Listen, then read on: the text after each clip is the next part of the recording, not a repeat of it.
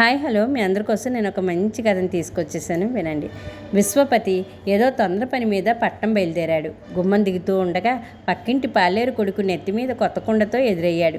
శకునం బాగలేదు, ఇలాంటివి తప్పక నష్టం కలిగించగలవు. లోపలికి వచ్చి కాళ్ళు కడుక్కుని కొద్ది క్షణాలు గడిపి వెళ్ళండి, బాగుంటుంది అన్నది పెళ్ళం.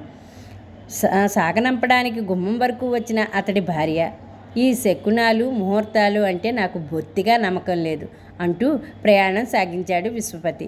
అయితే భర్త అనుకున్న రోజుకు ఇంటికి తిరిగి రాకపోవడంతో అతని భార్య ఏదో కీడు కలిగి ఉంటుందనుకుని పురోహితుడు రామశాస్త్రికి జరిగిన సంగతంతా చెప్పింది. అపశకున దోషం పోవటానికి శాంతి చేయించాలి, అందుకు 100 రూపాయలు ఖర్చు అవుతుందన్నాడు. రామశాస్త్రి విశ్వపతి భార్య తనకు 100 రూపాయలు ఇచ్చింది. మరి 2 రోజులు గడిచాక విశ్వపతి పట్నం నుంచి వచ్చాడు.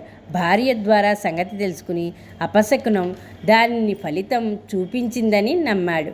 విన్నారు కదా. ఈ కనుక నచ్చినట్లయితే లైక్ చేయండి, షేర్ చేయండి, సబ్స్క్రైబ్ చేసుకొని వాళ్ళంటే సబ్స్క్రైబ్ చేసుకోండి, పక్కనే ఉన్న బెల్ బటన్ మ్రోగించండి. మరిన్ని మంచి కథలు మీ ముందుకు తీసుకొస్తాను.